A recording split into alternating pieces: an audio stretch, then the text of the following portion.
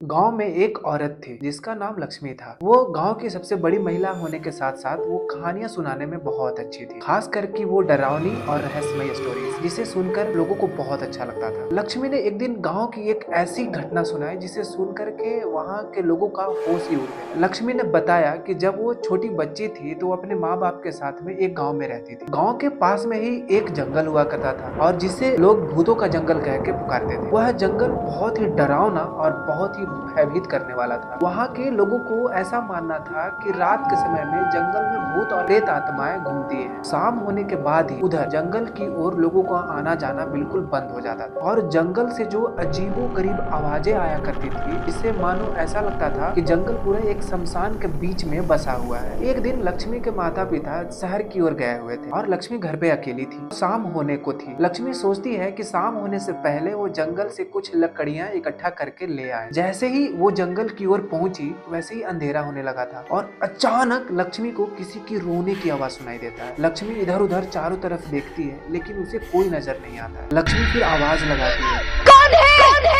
और जवाब में बस थोड़ा सा और तेजी से रोने का आवाज सुनाई देता है, लेकिन दिखाई कुछ नहीं दे रहा था। फिर लक्ष्मी उसी डायरेक्शन में चलना शुरू करती है जिधर से वो आवाज आ रही थी और कुछ ही दूर चलने के बाद उसे एक छोटे सी बच्चे की परछाई दिखती है जो कि पेड़ के नीचे बैठा था और रो रहा था। लक्ष्मी फिर वहाँ हिम्मत दिखाती है और उस बच्चे से पूछती है कि बेटा तुम कौन हो, तुम कहाँ से आए हो और तुम्हारे पेरेंट्स कहाँ हैं? और बच्चे ने फिर सिर उठाया और लक्ष्मी ने देखा कि उस बच्चे की आंखें काफी बड़ी बड़ी थी और बहुत अजीब थी। फिर बच्चे ने बड़े धीमे आवाज से जवाब दिया, मैं यहाँ खो गया हूँ, मुझे घर जाना है। लक्ष्मी को ये सुनकर उस बच्चे पे तरस आ जाता है और वो इस बच्चे को अपने घर ले जाने का फैसला करती है। और जैसे ही लक्ष्मी ने उस बच्चे का हाथ पकड़ा तो उसे एक अजीब सी ठंडक महसूस हुई, जैसे कोई बर्फ का टुकड़ा पकड़ी हो। लक्ष्मी ने फिर भी ध्यान नहीं दिया और उस बच्चे को लेकर के अपनी घर की ओर निकल पड़ी। लक्ष्मी फिर बताती है कि उसके दिमाग में ये चल रहा था कि आखिर ये बच्चा इतना चुप चुप सा क्यों है, वो कुछ बोल क्यों नहीं रहा है और इसकी चाल इतनी अजीब क्यों है और इतनी गंदी बदबू किस चीज की है। ये सब बातें वो सोच ही रही थी और यही सोचते सोचते लक्ष्मी उस बच्चे की तरफ देखी।